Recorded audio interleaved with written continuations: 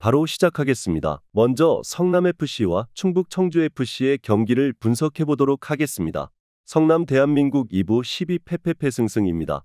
A매치 동안 공격과 수비를 전반적으로 손보겠다는 말을 했습니다.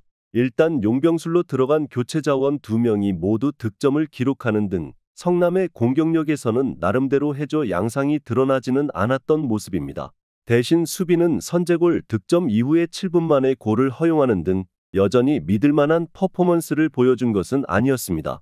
특히 팀적으로 트랜지션이 아주 빠른 팀이 아니라 역습 대응이 아주 깔끔하지는 못했던 편입니다. 충북 청주 대한민국 2부 8위 무무승 패무입니다. 여전히 득점력 난조 때문에 고민입니다.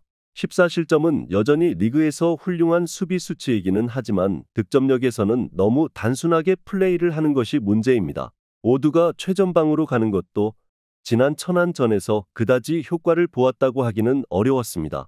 그나마 끈끈한 성향으로 상대를 올가매는 퍼포먼스가 꽤 좋기는 한데 안양이나 수원 삼성 등 체급과 공격력에서 앞서는 팀에게 지는 모습을 보여준 적도 있었습니다.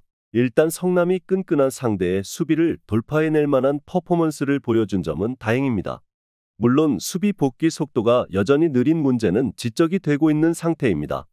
그래도 충북 청주의 득점력도 올 시즌 내내 하위권을 맴돌고 있어 성남도 아주 큰 타격까지는 입지 않을 것으로 보고 있습니다. 무승부를 예상합니다. 다음은 울산현대와 경남FC의 경기를 분석해 보도록 하겠습니다. 울산 대한민국 1부 1위 패승무승무입니다. 로테이션 이슈가 있습니다. 지난 주에 있던 A매치에 주역들이 차출이 되었던 상황이었고 지난 경기에서도 30대 선수들의 기동성이 떨어지는 문제로 인해서 서울에게 주도권을 내주었기 때문입니다. 결국 후반기에 있을 ACL 그룹 스테이지를 위해서라도 코리아컵에서는 어느 정도 재정비가 필요합니다.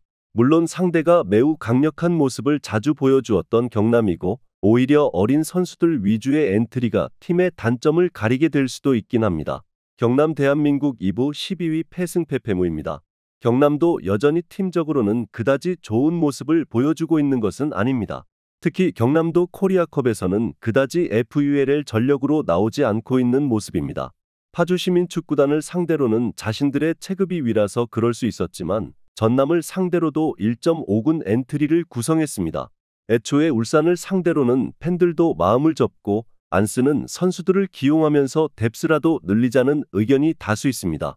로테이션을 돌린다고 하더라도 오히려 로테이션을 돌린 것이 팀적인 문제인 기동성의 저하를 메울 수 있을 만한 상황으로 가게 될 수도 있겠습니다. 경남도 울산에게 매우 약했고 풀 전력으로 코리아컵에서 전력을 쏟아붓는 스타일은 보여주지 않고 있습니다. 울산현대의 승리를 예상합니다.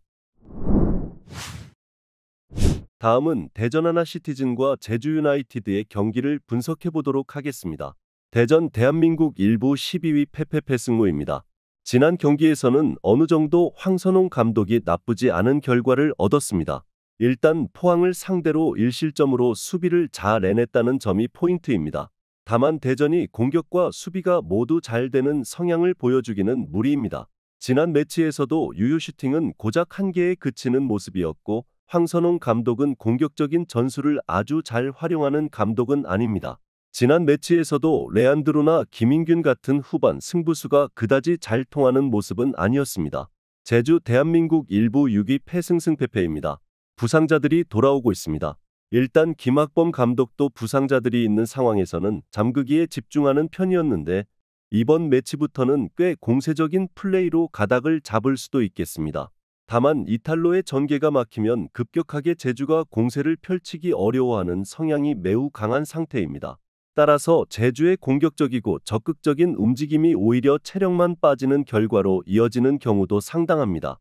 일단 제주가 공격적으로 가게 될 가능성도 없지 않은데 이탈로의 중앙 전개가 막히는 상황에서는 공세의 힘을 보장하기 어려운 점이 사실입니다. 물론 대전도 감독의 전술적인 역량 등 공격이 잘 통하기에는 여러 가지 변수가 큰 상태로 보고 있습니다. 언더 2.55를 픽하는 것은 어느 정도 합리적이라고 봅니다. 무승부를 예상합니다.